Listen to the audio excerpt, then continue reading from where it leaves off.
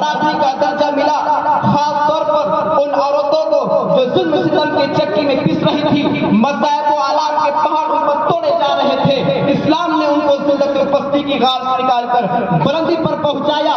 ظہور اسلام سے لے کر صدیوں تک مسلمان عورت کی بڑائی کے گیت گائے جاتے رہے۔ اگر تاریخ کے اوراق کھولے جائیں تو غیر مسلم عورتوں پر مسلمان عورتوں کی فضیلت اور برتری دکھائی دے گی، لیکن دیکھتے ہی دیکھتے پوری دنیا میں شیطانی ڈنکے بجنے لگا۔ مسلمان عورت کو مکاری یاری کے فندے میں پھنسانے کے ارادے ہونے لگے۔ مسلمان عورت کو اس کے گھر کے چار دیواریں سے نکال کر شرعام بدنام و رسوا کرنے کی انتر کوشش کی گئی۔ اسے شمع محفل بنا کر درندے سب انسانوں کے حوالے کیا گیا۔ پردہ کی مخالفت نے لاکھوں صفحات سیاہ کر دیے گئے۔ ان کی صرف ایک ہی صدا تھی کہ پردہ کے گربان کو چاک چاک اور ریزہ ریزہ کیا جائے۔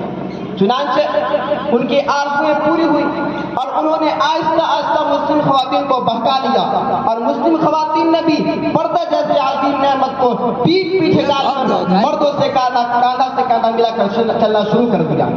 پھر نہ پوچھئے اسلامی معاشرہ کن کن خرابیوں سے دوچار ہوا، کتنی مصیبتوں اور آفتوں کا سامنا کرنا پڑا۔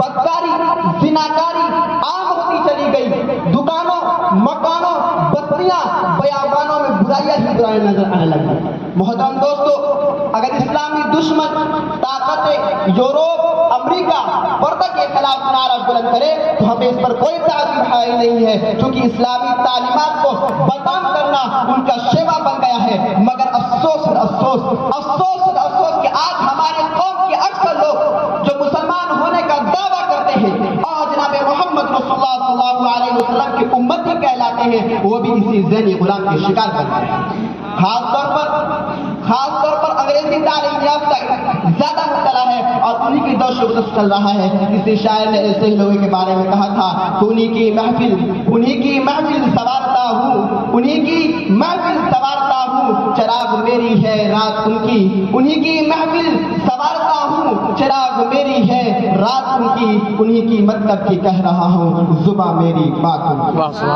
ہم دوستو، آج پردہ کے مسائل کو لے کر مناظرہ بازیاں، مضمون نگاریاں ہوتی رہتی ہیں، پردہ کے خلاف تحریکیں چلتی ہیں۔ پردہ کو ایک بہت بڑا ناانصافی کہا جاتا ہے کہ پردہ کرنے سے ترقی نہیں ہو سکتی۔ نتیجہ یہ ہے کہ آج ہمارے خاندانی معاشرتی نظام تباہ و برباد ہو چکا ہے، اخلاق و عادات، شرم و حیا کا جنازہ نکل چکا ہے۔ یہی وہ تہذیب ہے جس نے عورت کو چراغ خانہ بننے کے بجائے اس کے اندر شمع محفل بننے کا جذبہ اڑا ہے۔ شعر ہے کہ رواجے بے حجابی خوشنما کاٹوں کی مالا ہے، رواجے بے حجابی خوشنما کاٹوں کی مالا ہے، نئی تہذیب سے ہوشیار یہ تاریخ اجالا ہے۔ محترم دوستو، یہ اس یورپ اور امریکہ کی دین ہے کہ آج ہماری نوجوان لڑکیاں باریک سا دوپٹہ گلے میں ڈال کر اور چست باریک لباس پہن کر کھلے عام گھوم رہی ہیں۔ میں اپنی ماں اور بہنوں سے کہنا چاہتا ہوں کہ ہماری کامیابی کفار اور مشرکین کے بتائے ہوئے طریقے میں نہیں، بلکہ ہماری کامیابی و کامرانی خدا وحدہ لا شریک اور جناب محمد رسول اللہ صلی اللہ علیہ وسلم کے بتائے ہوئے طریقے میں۔ ہمیں عقل کا چراغ گل کر کے نفس سے پیچھے بھاگنے کی ضرورت نہیں، بلکہ ہماری ہدایت قرآن و سنت کے بتائے ہوئے طریقے میں۔ اس موقع پر ایک حدیث یاد آ رہی ہے، حضرت اسماء رضی اللہ تعالیٰ عنہما، حضرت عائشہ رضی اللہ تعالیٰ عنہما کی بہن ہے، حضرت اسماء رضی اللہ تعالیٰ عنہما حضرت عائشہ رضی اللہ تعالیٰ عنہما کی بہن ہے اور جناب محمد رسول اللہ صلی اللہ علیہ وسلم کی سالی ہے۔ ایک مرتبہ باریک کپڑا پہن کر حضور صلی اللہ علیہ وسلم کے سامنے آ گئی۔ حضور صلی اللہ علیہ وسلم نے اپنی نظریں پھیر لی اور یہ ارشاد فرمایا، جب عورت بالغ کی عمر کو پہنچ جاتی ہے تو اس کے جسم سے کوئی بھی حصہ دیکھنا جائز نہیں سوائے اس کے چہرے اور ہتھیلیوں کے۔ اس حدیث سے اس بات کا صاف پتہ چلتا ہے کہ باریک کپڑا پہننا بھی پردہ خلاف ہے۔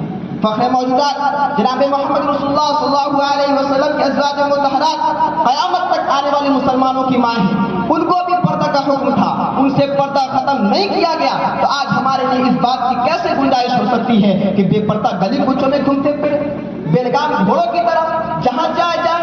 اسلام کے پاسبانوں، اسلام کے نوجوان دوستوں، عورتوں کی تمام ذمہ داریاں ہمارے سپرد ہیں۔